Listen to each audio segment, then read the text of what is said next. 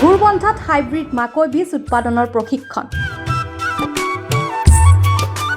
এক জিলা এক খেতি লক্ষ্যৰে মৰিগাঁৱত মাকৈ খেতিত বিশেষ গুৰুত্ব।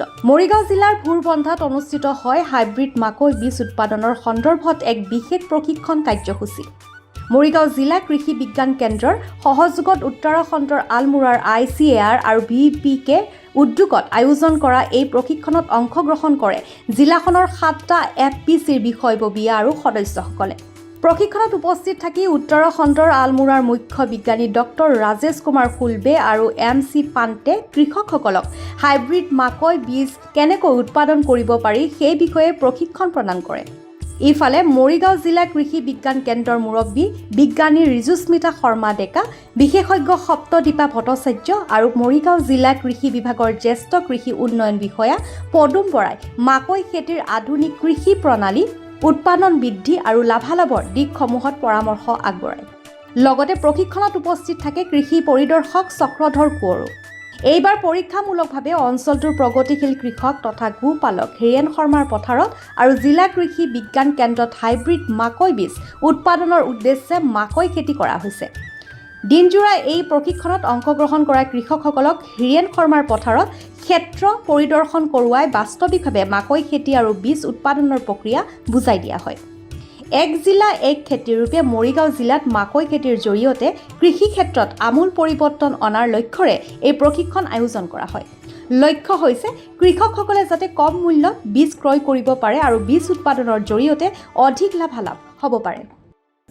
লগত কলাবৰেট কৰি মাকৈৰ হাইব্ৰিড চিড প্ৰডাকশ্যনৰ কাৰণে আমাৰ জিলাত আমি ঠাইত কৰি আছোঁ। এটা হীৰেন শৰ্মা ডাঙৰীয়াৰ ফাৰ্মত কৰিছোঁ আৰু আমি KVK-টো কৰি আছোঁ। ইয়াত দুটা ভেৰাইটি লৈ আমি কৰিছোঁ। এটা হ'ল ভিটা A ভেৰাইটিটো আৰু এটা হ'ল আমাৰ HQPM ভেৰাইটিটো। চ' আমি এই বীজ উৎপাদনৰ আজি ক্ষেত্ৰত আমি আমাৰ জিলাত যিহেতু আমাৰ মাকৈৰ 1 ডিষ্ট্ৰিক্ট 1 প্ৰডাক্ট হয় আৰু আমাৰ এটা সুন্দৰভাৱে মাকৈৰ এৰি আমাৰ 40,000 বিঘাৰ ওপৰত আমাৰ কৃষকে কৰি আছে। চ' আমি ভাবিলোঁ যে বীজ উৎপাদন যদি কৃষকে নিজে কৰিব পাৰে তেতিয়া আমাৰ বীজৰ খৰচ অলপ কম হ'ব, আমাৰ জিলাৰ কৃষকৰ লাভ হ'ব। সেই মৰ্মে আমি এওঁলোকৰ লগত কলাবৰেট কৰি কিনে এই প্ৰশিক্ষণৰ জৰিয়তে কি ধৰণে বীজ উৎপাদন কৰিব পাৰি সেই স্কিলটো কাৰণে আমি এই প্ৰশিক্ষণ আয়োজন কৰিছোঁ।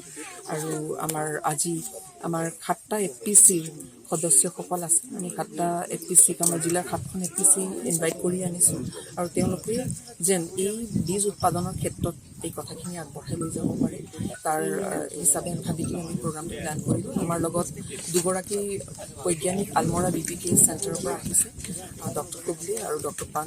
লগতে আমাৰ জিলা কৃষি বিভাগৰ আমাৰ ছিনিয়ৰ ADO পদুম বৰা ডাঙৰীয়া আৰু আমাৰ এই অঞ্চলৰ AE তেওঁ আমাৰ মাজত আছে।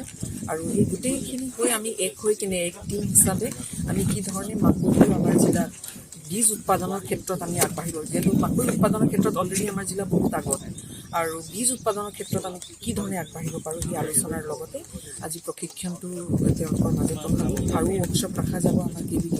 তেতিয়াও আমি আৰু কৃষকক নিমন্ত্ৰণ দিম আৰু যোনে এই ক্ষেত্ৰত কাম কৰিব বিচাৰিছে আমাৰ লগত যোগাযোগ কৰিলে আমি ডেফিনেটলি তেওঁলোকক আগুৱাই লৈ যাম। লাহৰীঘাটৰ পৰা বিষ্ণু ডেকাৰ ৰিপৰ্ট, অংকুৰিত অসম।